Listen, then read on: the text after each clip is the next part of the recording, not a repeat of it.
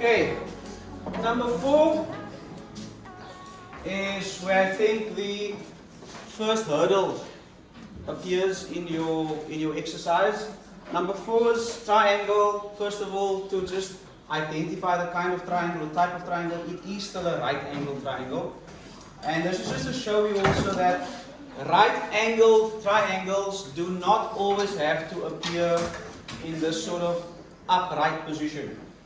Yeah, I can rotate this triangle 360 degrees. It will remain a right angled triangle. Are we together? Yes. So this triangle is a right angle triangle. How do I know that? Because it has a symbol here that says that that angle is 90 degrees, which makes it a right angle. So that means I can use Pythagoras.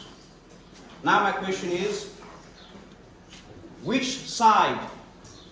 Name the side that is the hypotenuse. Is Km the hypotenuse? Lm is the hypotenuse. So now the hypotenuse is not the unknown anymore.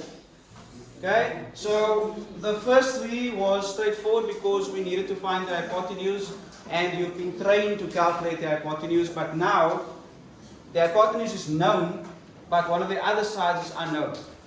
Does that mean we can't use Pythagoras anymore? Yeah. You can, right? Let's write out Pythagoras the way we know it. So Pythagoras says that the squares, the sum of the squares of KL and Km is equal to the square of the hypotenuse, which is Lm. Is that correct? So if I say that KL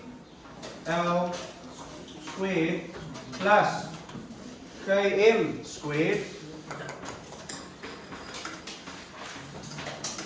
is equal to the hypotenuse, which is Lm squared.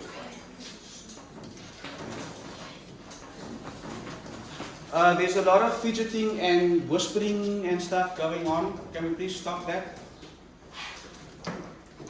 Especially since this is now a new type of problem that you need to pay attention for. Did we write the correct thing here? Is this correct? Is that applying Pythagoras? Yes. This is the sum of the 2 other sides of a right angle triangle, which gives you not the sum of the 2 other sides, but the sum of the squares of those sides, sorry. And it gives you the square of the hypotenuse or the long side. Now, let's go do some substitution like we did previously. What is KL's value? That will be 6 squared, right? What is Km's value? It's unknown, right? So it's x, so it's x squared. What is Lm's value? 10, so it's going to be 10 squared. Okay, so let's continue. What is 6 squared? 36. X squared, of course, remains as is. And what is 10 squared? Is there anything funny or strange in this equation at the moment? So far? Yes? Why?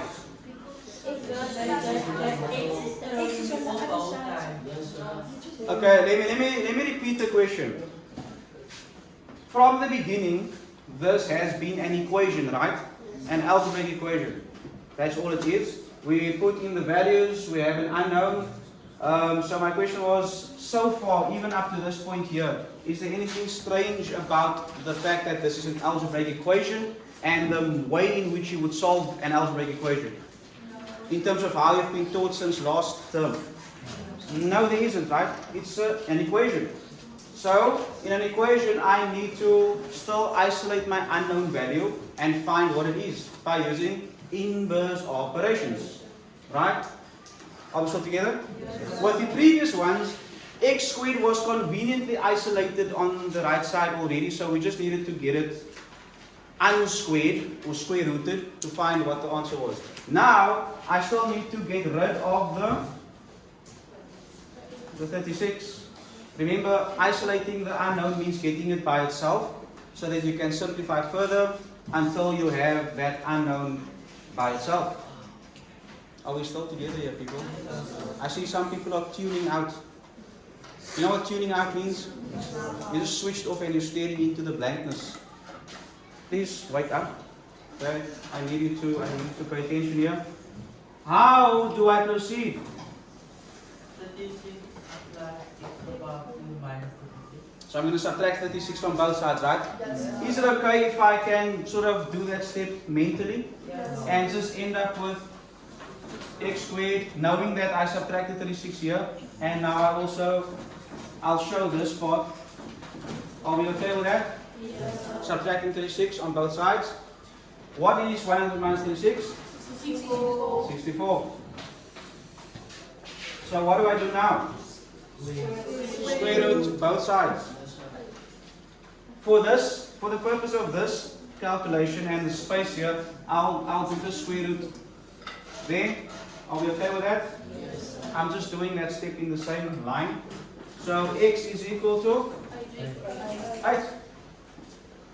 Was that difficult? No. It's just that the unknown was not in the place where you usually found it. Yes? And you should be prepared to deal with unknowns in different places in your equation. Am I right? You can't expect your assessments and your worksheets and your exercises to be all the same and all predictable. You need to apply some problem solving sometimes. Are we together? Can I rub it off?